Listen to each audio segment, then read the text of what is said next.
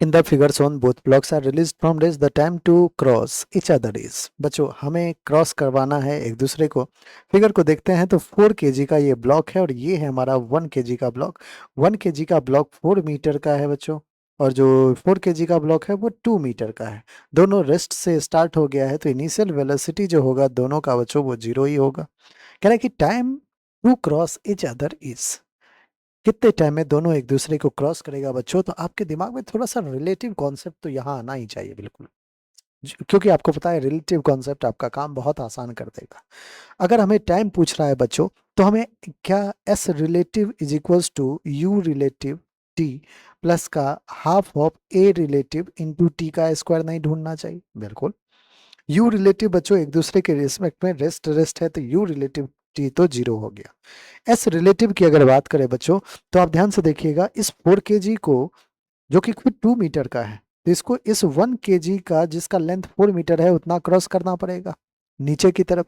अब ये 1 kg का मास जो है वो ऊपर की तरफ जा रहा है विद सर्टेन एक्सेलरेशन ए, तो वो ऊपर जा रहा है तो उसको 2 kg का जो है लेंथ वो क्रॉस करना पड़ेगा। तो एस रिलेटिव बच्चों दो अपोजिट डायरेक्शन में डिस्प्लेसमेंट कवर कर रहा है दोनों ब्लॉक, तो क्या प्लस नहीं हो जाना चाहिए? दैट मीन्स 4 + 2 6 मीटर नहीं हो जाना चाहिए? बिल्कुल आप कहोगे हाँ सर, एस रिलेटिव तो 6 हो गया।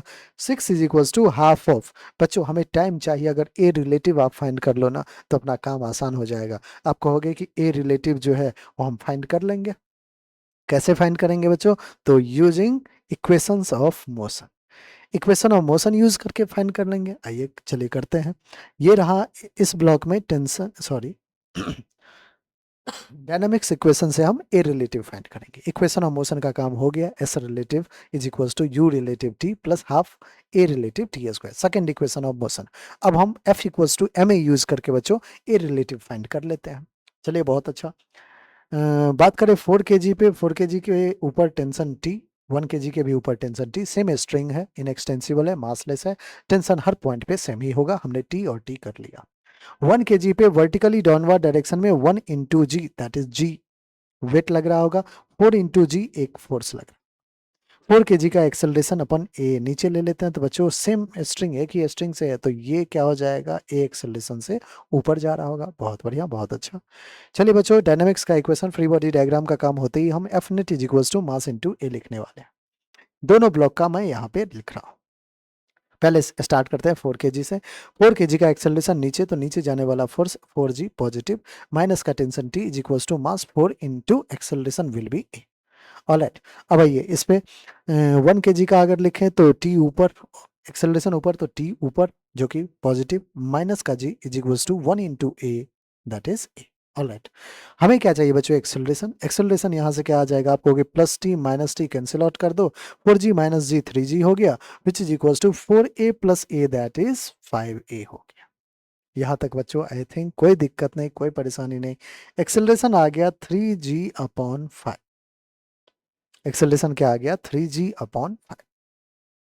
अब बच्चों ध्यान समझिएगा, ये जो हमारा 1 kg है उसका एक्सेलरेशन ऊपर की तरफ, जो हमारा 4 kg है उसका एक्सेलरेशन नीचे की तरफ।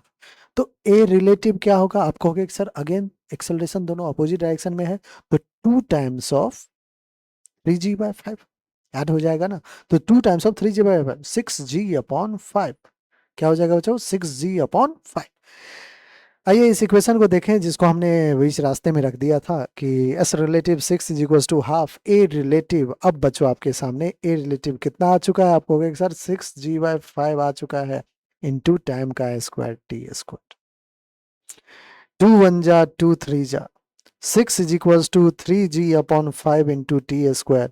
बच्चों 6 5 जा 30/3g is equals to T square हो जाएगा। ध्यान से देखिए जरा, नीचे 3g है क्या? 3 इंटू जी, जी की वैल्यू 10 ले ले, 30 ऊपर भी 30, 30 ने 30 को कैंसिल किया बच्चों, टी स्क्वायर आ गया 1। दैट मीन्स टी की वैल्यू क्या आ जाएगा? 1 सेकेंड, और 1 सेकेंड हमारा बिल्कुल करेक्ट आंसर होगा जो कि ऑप्शन नंबर सी है। आई होप बच्चों हर एक स्टेप आपको अच्छे समझ में आ गया होगा, चाहे इक्वेशन ऑफ मोशन यूज करना हो, चाहे डायनामिक्स का इक्वेशन यूज करना हो, या फिर जो रिलेटिव का कॉन्सेप्ट हमने एस रिलेटिव और ए रिलेटिव के लिए किया है। ठीक है बच्चों, चलिए।